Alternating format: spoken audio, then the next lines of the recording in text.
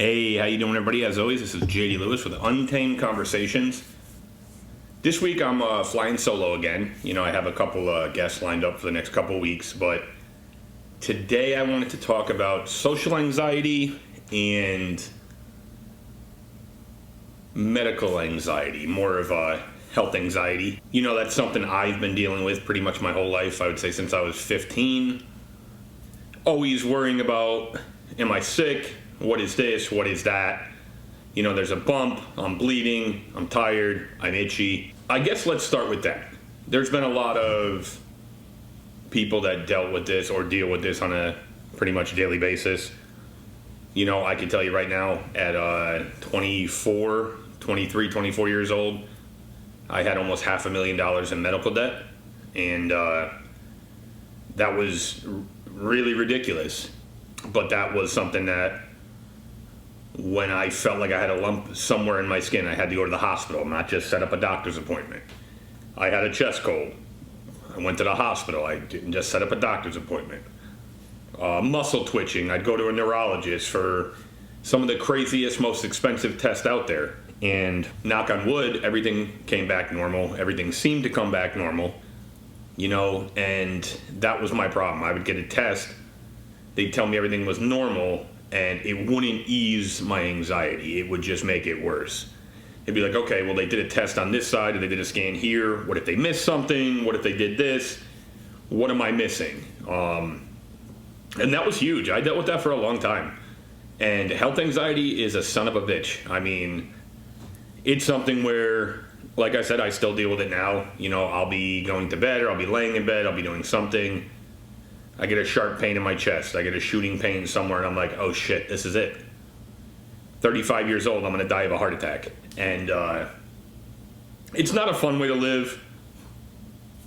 And I try not to burden people with it. I keep it to myself. I mean, it's definitely not easy.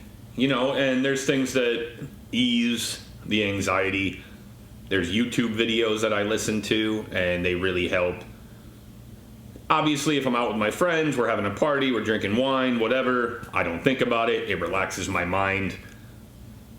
And then there's medication as well. You could take, not antidepressants, but anti-anxiety. You could take, things to really help you relax. And I've done that, but I try not to take the medication much because, you don't like feeling like a zombie. I want to be upbeat, vibrant, out there. I really want to, be on my game all the time. So I would say if you're dealing with health anxiety, there's a lot of ways to cope, breathing techniques and, different things of that nature. YouTube really is crazy for things like that. You look things up for anxiety, especially health anxiety. There's a million things you can listen to. For example, the other day I woke up, my heart rate was definitely 180, 190. I was having a panic attack. Not sure why, it just started happening. Me 6-7 years ago, I would have rushed to the emergency room. Me today, I went downstairs on the couch, I put a blanket over my head, listened to that YouTube video, and started taking deep breaths. Within 2.5 minutes, my heart rate was back down to normal. And it never went back up. I'm learning different coping skills, different coping mechanisms to really handle that now. So I think that if you're dealing with it, don't be afraid to talk about it either. I mean, it's not embarrassing. I mean, there's people out there that never go to a doctor, and they're the healthiest people in the world for their whole lives. There's people that go to a doctor every day because they think they're sick, and they're not. And luckily, I got away from that.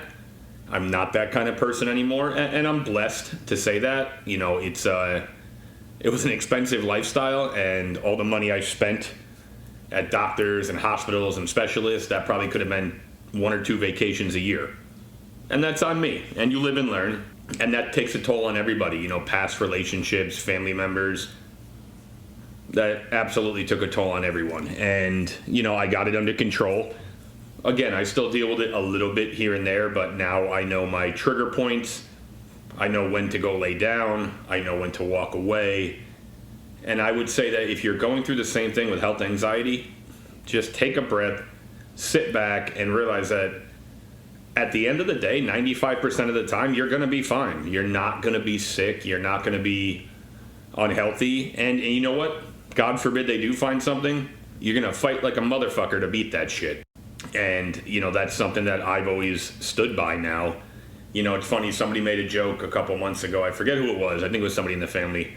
They're like, JD, at least God forbid you get sick, it's going to be stage 0 because you go to the doctor so much. And I thought that was funny and, sad but true. Again, I've gotten a lot better with that. I'm able to take my blood work on my own, meaning, I'll set up my own appointment. Especially now when you can't get into a doctor's for a physical or whatnot because of how backed up everything still is.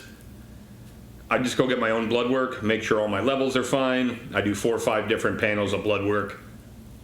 And 99% of the time, everything's fine. And if it's not, then I send my results to my doctor. He checks me out, and then we do a follow-up. So I think there's many ways to deal with health anxiety. And I've mentioned tons of them right here. And if there's something where you can't get past it, then maybe it's time to go see someone, talk to somebody. Trust me, there's nothing wrong with talking to people. Obviously, you could tell I love to talk. And I think it's a good thing to let it out. Health anxiety is such a bitch. And I mean that in so many different ways. I used to be the person that didn't care about anything, didn't care about being sick. I'd go to the gym, take the craziest supplements, do everything 150% and never slow down.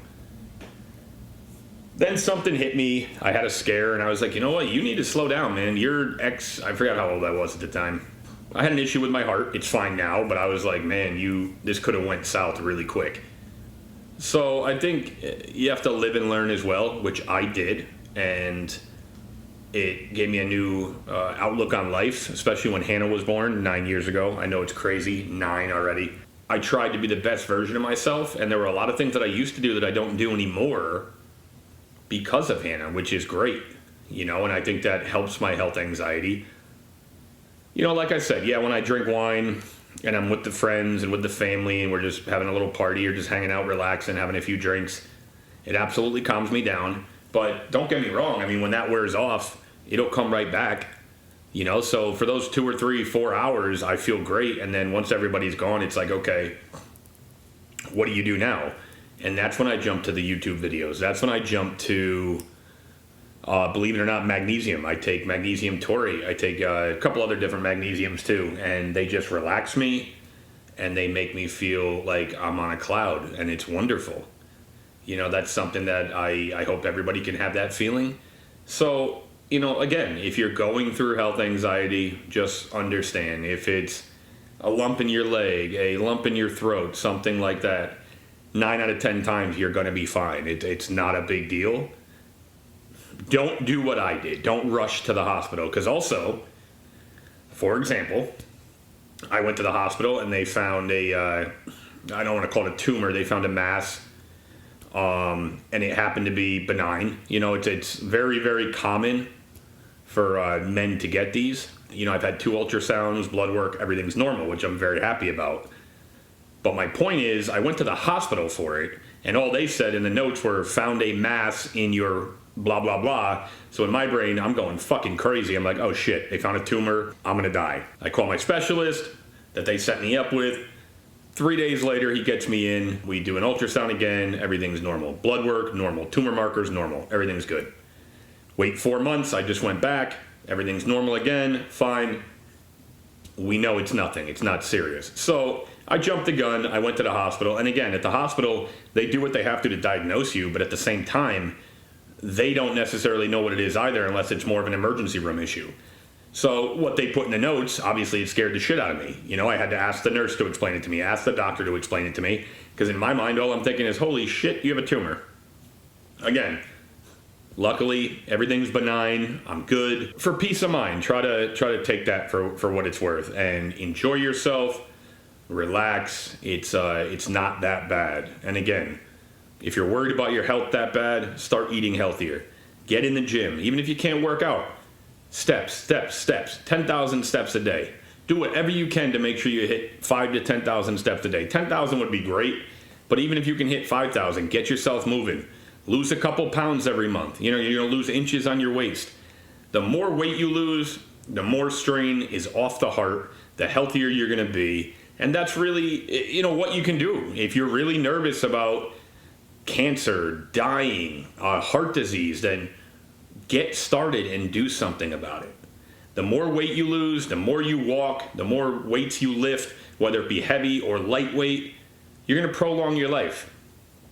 And get your regular checkups every 6 months, every whatever. You don't need to go every 3 to 4 days. You don't need to go every 3 to 4 weeks like I used to do. Just relax and understand that whatever's going to happen to you was meant to happen. And again, 9 out of 10 times, you're going to be okay. You're going to live a long, healthy life. And you're going to be sitting in a rocking chair with your grandkids, your wife, everybody at 90 years old saying, man, I lived a great life. I'm so happy. And, that's kind of my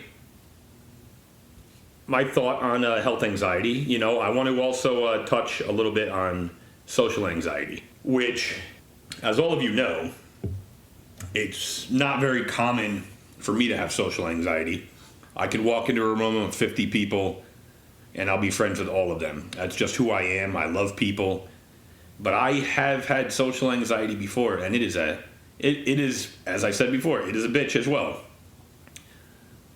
That social anxiety makes you feel like when you walk into a room and let's say somebody stares at you, and this is just an example, a female stares at you or a man stares at you. Let's say the woman thinks you're attractive or the man's like, oh, cool, I like his shoes or something like that. In my mind, sometimes I was thinking, man, this guy's talking shit about me. This guy must think I'm an ass, or this girl must think I'm ugly. What the hell did I do? And there were times where I would leave a bar or something like that because I felt like that. And yeah, that's me. Mr. Smiley, Mr. Happy, Mr. Cheerful. And that's how I felt. There were times where I was like, man, I'm not doing well right now. I'm supposed to be the life of the party, and I just want to stand in the corner and go home. And social anxiety is very crippling. It is something that I know a lot of people deal with, and that's why that goes kind of back to being kind to people. You see somebody walk in the door, make them feel comfortable. I do it all the time. If somebody walks into a party or a restaurant or a bar and we're all hanging out and there's a new person or somebody wants to be part of the group, I don't shame anybody. Hey, I'm JD. How you doing? Nice to meet you. Come have a drink. Let's get some food. I want to make those people comfortable because social anxiety is really, really bad, and a lot of people have it. And believe it or not, social anxiety just doesn't mean you're quiet and you're in a corner and you're standoffish and shy. It could be the opposite, like I have, where you are outgoing. And for me, I think I want to make sure that I'm wanted. I want to make sure that I know that I belong, and I think that's why I do it.